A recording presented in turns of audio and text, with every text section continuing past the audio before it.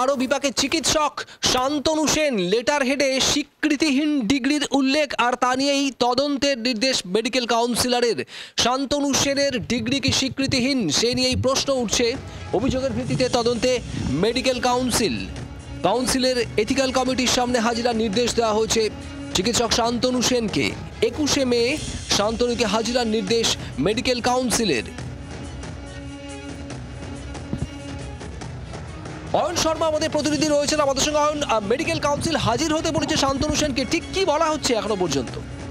তোমাকে বলে রাখি, এফআরসিপি গ্লাসগো নামে একটি ডিগ্রি রয়েছে ডক্টর শান্তনু সেনের। সেই ডিগ্রিটিকে তিনি নথিভুক্ত করেননি রাজ্যের মেডিকেল কাউন্সিলে।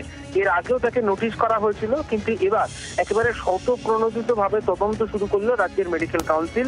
আগামী 21শে মে দুপুর 2টো নাগাদ সশরীরে হাজির হতে বলা হচ্ছে ডক্টর শান্তনু সেনকে, এবং জবাবদিহি করতে হবে এই এফআরসিপি গ্লাসগো যে ডিগ্রিটি তিনি লেখেন নিজের প্রেসক্রিপশনের প্যাডে, সেই ডিগ্রিটি কেন কাউন্সিলের কাছ থেকে কোনো স্বীকৃতি নেননি তিনি, না নিয়ে কেন লেখেন, সেই বিষয়ে কিন্তু ইতিমধ্যেই তাকে জিজ্ঞাসাবাদ করা হবে, জবাবদিহি করে জানতে চাওয়া হবে কাউন্সিলের তরফ থেকে।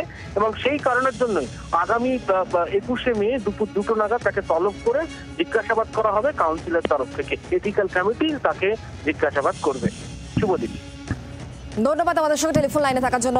আমরা কথা বলবো এই মুহূর্তে শান্তনু সেনের সঙ্গে। আমরা টেলিফোন লাইনে যোগাযোগ করতে পেরেছি। শান্তনু বাবু, আপনি নিশ্চয়ই পুরোটা জানেন, আপনাকে হাজিরা দেওয়ার কথাও বলা হয়েছে, কি বলবেন আপনি, আপনার কি প্রতিক্রিয়া?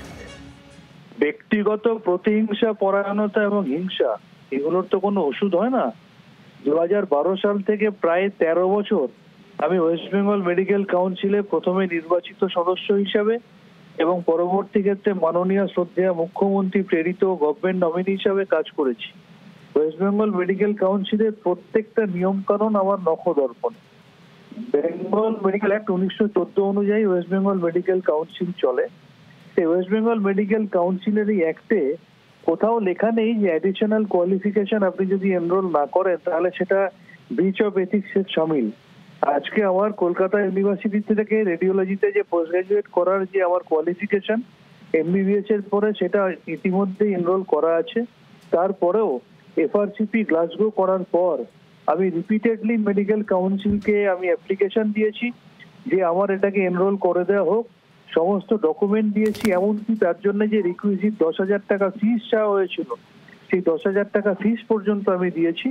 তা সত্ত্বেও প্রতিহিংসা পরায়ণতার কারণে, ঠিক যেভাবে বিগত 1 বছর ধরে বিভিন্ন ইস্যুতে আমি নন কোঅপারেশন টেস্ট করার পরেও একাধিক চিঠি দিয়ে কোনো উত্তর পাইনি, ঠিক সেইভাবে বারবার চিঠি দেওয়া সত্ত্বেও আমার এই এফআরসিপি গ্লাসগোটাকে এনরোল করেনি। উল্টে আমাকে চিঠি দিয়ে বলা হয়েছে যে আমি এটাকে ফিক্স করেছি। আমি এই চিঠি পাওয়ার পর ইতিমধ্যেই একটা আরটিআই করেছি, এবং আরটিআই আমি 48 ঘন্টার মধ্যে উত্তর জানতে চেয়েছি যে বেঙ্গল মেডিকেল অ্যাক্টের কোন ধারা অনুযায়ী আমাকে ব্রিচ অফ এথিক্স টার্মটা ব্যবহার করা হয়েছে, কারণ এটা আমার জন্য অত্যন্ত অসম্মানজনক। 48 ঘন্টা পেরিয়ে গেলে যদি আরটিআই রিপ্লাই না পাই, আমি আমার লিগ্যাল অ্যাডভাইজারের সাথে ইতিমধ্যেই কথাবার্তা চালু করেছি। তিনি যেরম ওপিনিয়ন দেবেন আমি সেরম পদক্ষেপ নেব। বাংলার আওয়াজ, বাঙালির আবেগ, জি 24 ঘন্টা।